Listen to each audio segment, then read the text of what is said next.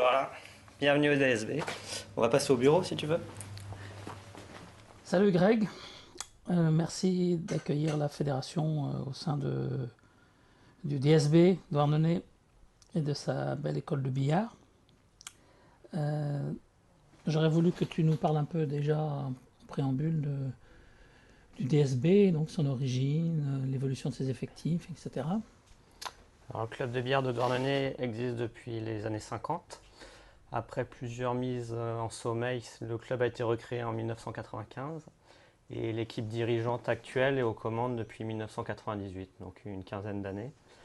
Le club a été longtemps à entre 20 et 30 adhérents et depuis que nous avons notre nouvelle salle, donc depuis 2007, nous avons augmenté régulièrement de 10 adhérents par saison pour arriver donc cette année à une petite centaine d'adhérents. Ok. Bon, ça c'est du positif tout ça. Donc l'école de billard, elle a été créée à quelle époque? Il y a une dizaine d'années qu'on a une école de billard. Officiellement la Fédé, je dirais plutôt 6-7 ans. Donc au début, la première école de billard que j'ai montée, nous étions 2-3. Et puis progressivement, on a formé donc des futurs formateurs. Pour augmenter, il y a 5-6 ans à une quinzaine. Et puis maintenant, depuis 2 ans, on a dépassé les 25. Alors prenons donc le cas de l'école de billard qui est une école, à mon avis, originale par rapport à ce que l'on connaît de nos écoles en France. D'abord, là tu viens de parler des jeunes, tu dis 25, 27 jeunes pour la rentrée 2013. Mais tu as aussi donc les adultes qui Ouais, participent à l'école de nous billard. avons autant d'adultes, à peu près 25. Donc c'est une cinquantaine d'adhérents, donc la moitié du club qui suit les cours de formation de l'école de billard dans la semaine. Bon, c'est bien. Et est-ce qu'ils ont des horaires particuliers, les adultes, ou ça peut être en même temps que les... Non, on a des créneaux spécifiques jeunes les mercredis après-midi et samedi matin et après-midi. Et il y a des créneaux spécifiques adultes et on a aussi des créneaux pour les féminines. D'accord, ok. Tu parlais de la formation des animateurs, tout le monde connaît ça. Combien vous en avez aujourd'hui? Alors sur le papier, on en a une dizaine, mais on a 6 formateurs qui assurent un cours par semaine. Après, on a 3-4 formateurs qui peuvent donner un coup de main si quelqu'un est absent, donc de manière plus ponctuelle. Bon, on va dire aujourd'hui que le besoin est bien couvert. Oui, Hein, ouais, ouais. vous avez un réservoir, un petit Ouais, ouais. réservoir, quoi.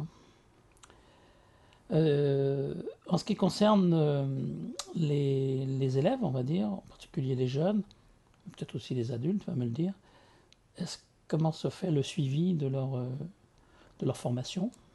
Bah, on utilise des outils pédagogiques de la fédération, donc on fait des groupes de niveau en fonction des DFA de bronze, argent et or, avec un suivi donc, des scores pour chaque enfant et pour chaque adulte également. Et donc bah, on a différents groupes, on a 3 groupes, un de bronze, un d'argent et un d'or. Et une fois qu'on a eu le billard d'or, là on passe sur des cours. Allez, vas-y, Mignonne. Allez, c'est bon. Alors où tu vises, hein, le bord. Hein. Donc décale tes pieds si t'es pas bien. Et on pousse. Regarde, la tienne a arrêté, la rouge a roulé encore un peu. Donc tu peux jouer un peu plus fort.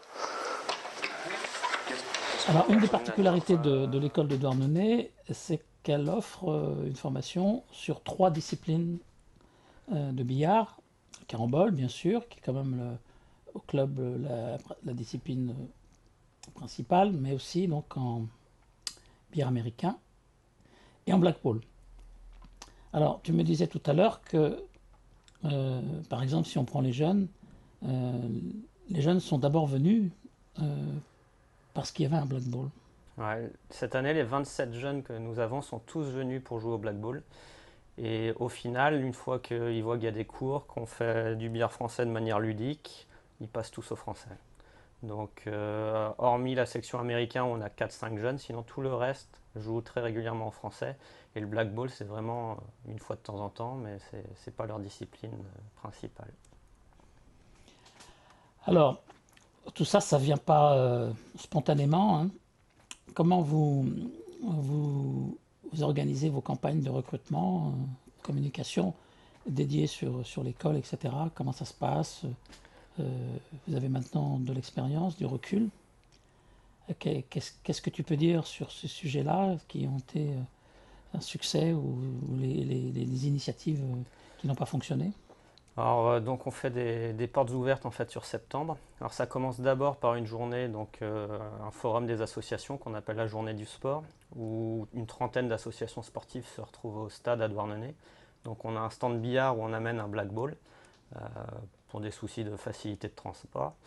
Donc ça c'est le premier samedi du mois de septembre. Et les 2 samedis suivants, on fait des journées portes ouvertes donc spécifiques au club avec de la formation, on prête le matériel et on fait des concours. C'est-à-dire le premier samedi, on a un tournoi jeune et le deuxième samedi, un tournoi adulte.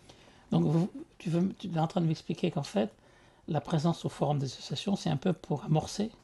Voilà les Vous deux. distribuez beaucoup de docs et Voilà, des flyers, des affiches. voilà. En fait, on fait notre promo de nos journées portes ouvertes. C'est ça l'objet Voilà. principal Voilà. finalement. Ouais. Ok. Sinon, donc, les moyens que vous utilisez pour votre communication pour ces journées portes ouvertes, c'est les moyens traditionnels. Voilà, Internet, le mailing, la presse quotidienne. On met des encarts pubs, les banderoles en ville, les affiches en ville et les flyers. D'accord. Enfin, ça reste quand même une grosse opération de communication à l'échelle d'un petit club quand même. Voilà. Enfin, ce que j'appelle petit club, gros club pour le billard, mais petit club à l'échelle Voilà, d'une c'est... ville. Hein. Moins de 100, c'est un petit club en ville. Hein. On est d'accord. Ah, impeccable. Ah, j'avais raté sur la 10 là.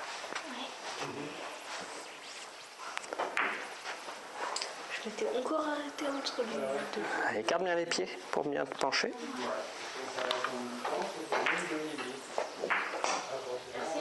Regarde, impeccable.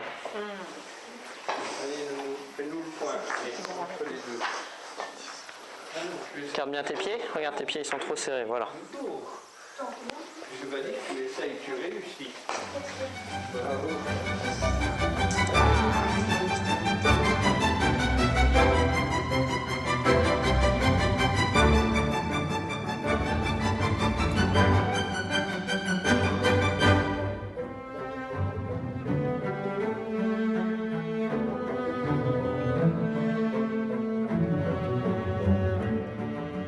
Alors, en regardant l'effectif de cette année, j'ai constaté qu'il y avait pas mal de féminines. J'ai pas compté, mais enfin, presque un tiers. Hein, 15 féminines. même plus qu'un tiers, donc on est presque à plus de 50% finalement.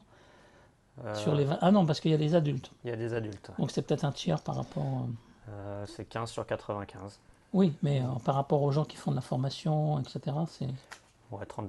30%, c'est bien. Hein. Mm. Donc alors, comment on explique ça? Est-ce que tu as une explication sur, sur ce C'était vraiment succès-là? l'objectif de cette année, c'était donc récupérer des féminines, puisqu'on en avait que 6 ou 7 jusqu'à présent. Donc on a fait une opération de com là-dessus avec moitié prix la première année. Donc avec banderole en ville, pareil, des affichages. Donc, et on a réussi à doubler, donc on ne pensait pas, je t'avouerai, en avoir autant d'un coup, mais force est de constater que cette opération-là a très bien marché. Mhm. Oui, oui, c'est un très beau succès. Qu'est-ce qu'on peut dire sinon du point de vue de l'organisation générale, en dehors des cours, etc. J'imagine qu'il y a un programme d'animation de compétition qui est construit autour des jeunes. Comment ça se passe? Des compétitions internes ou Ouais, alors tu les inscris aux compétitions au niveau régionales? des jeunes, on les inscrit qu'en compétition jeune. Pour l'instant, je ne les mets pas D'accord. du tout en compétition adulte. Au-delà donc, des cours qui ont lieu hors période scolaire, pendant chaque vacances, on fait un tournoi des jeunes. On les regroupe D'accord. un mercredi après-midi où là, ils font un tournoi à 15-20. Et sinon, on a à peu près, donc sur 25 jeunes, on en a je dirais, entre 6 et 10 qui font de la compétition 4 billes. Donc voilà. Et après, les meilleurs peuvent participer aussi au tournoi avec les adultes aux 3 billes. Donc on essaye aussi de mélanger les adultes avec Tout les ça, tu jeunes. parles en compétition interne, enfin, c'est au niveau En interne. interne, Hein. en Ok. interne. Mais tu n'en mets pas, en dehors du 4 billes, tu n'en mets pas, tant qu'ils n'ont pas atteint un certain niveau, tu ne les mets pas Voilà. encore, tu les inscris pas en compétition officielle, FFB. Voilà, non. D'accord. Ok. Là, je t'avais pas mis dans en fait. Ah, c'est bon? Faudra une nettoyer, non? Bah oui, on a ce qu'il faut ici. Ouais, Revenons au club. Un un succès sur l'école de billard, évidemment, ça ne vient pas par hasard. Ça veut dire que le club fonctionne bien et on voit bien d'ailleurs à l'évolution de ses effectifs aujourd'hui. Le DSB va rentrer très prochainement dans les 5 premiers clubs de France. Donc c'est une belle performance. Alors tout ça, comment tu vois ça avec le recul? Quels sont les moyens de communication que vous avez pour fidéliser vos membres, pour avoir une relation externe, une relation avec la presse locale, etc., les compétitions internes? Est-ce que tu peux t'exprimer un peu sur ça? Ouais, bah, le club s'est quand même vraiment développé à partir du moment où j'ai pris le poste de salarié, donc en 2007. Donc avant on était 30-35 et ça correspondait aussi à notre entrée dans cette nouvelle salle. Donc on avait vraiment un outil pour pouvoir nous développer avec 2 salles dont une vraiment spécifique à la formation et une dizaine de billards. Avant on avait que 2 billards, donc là on passait à une dizaine de billards. Au niveau de la communication, bah, donc on a notre site internet, on a une newsletter, on a aussi un format papier qu'on appelle la DSB News, donc tous les 2 mois. Chaque adhérent reçoit donc en format papier ce document-là, donc qui retrace un petit peu les résultats qu'il y a eu dans les 2 mois, les compétitions à venir. Il y a des zooms sur les adhérents. On présente 3 adhérents donc tous les 2 mois. Il y a le point du mois, il y a les anniversaires, enfin toutes les choses intéressantes dans la vie du club. Et au niveau de la presse, donc on a une convention de partenariat donc, avec le Télégramme, donc, qui nous suit sur les grands événements, sachant qu'on essaye donc d'organiser un grand événement donc, par saison. Et depuis 2 ans, on s'est orienté vers un national donc, de 3 bandes, le national Préval-Risque, donc, qui regroupe 30 joueurs et qui est vraiment l'événement majeur de la saison pour le DSB. D'accord. Est-ce que le club organise des soirées entreprises pour... Alors, on avait déjà essayé ça donc il y a 3-4 ans, il n'y avait pas eu un grand succès, mais cette année on va le remettre et on va mettre d'autres moyens vraiment pour le faire.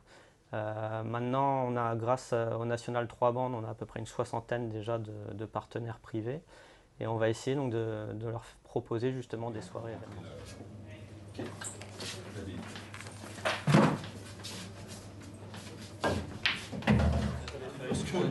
Merci.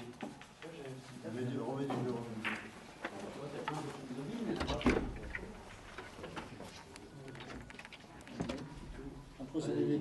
Ouais, un procédé. Voilà, c'est pas trop mal. Ah, c'est bon. Pas à l'aise pour jouer. Tu te mets sur le billard, t'es à l'aise. Quand t'es à l'aise, tu te penches pas tant que ça. Bien, donc voilà un beau succès. Au niveau fédéral,